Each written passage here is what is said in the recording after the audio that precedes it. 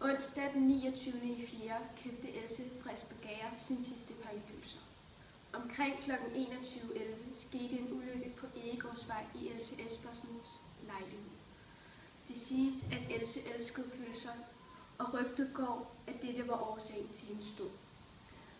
Vi vil nu stille om til Pia Petersen, som står foran Elses lejlighed, sammen med Elses elskede veninde, Elisabeth E.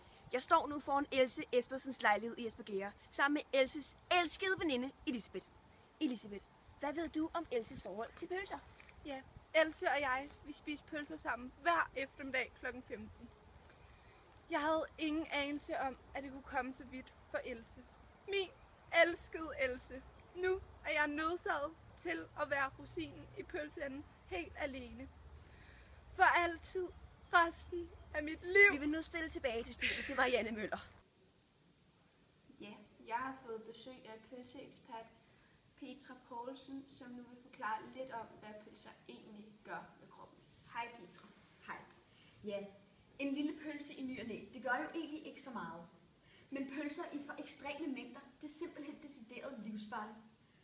Fordi når man spiser for mange pølser, så går det ind og gør så meget ondt ved mavesækken, at det ender med, at mavesækken simpelthen sprækker.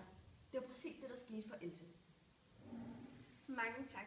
Og nu tilbage til Pia Petersen.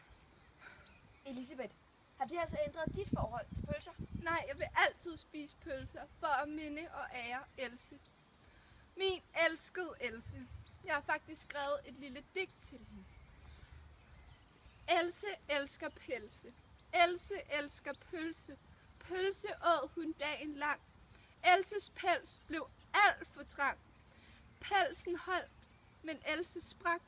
Ja, Else pelse pølsesnak.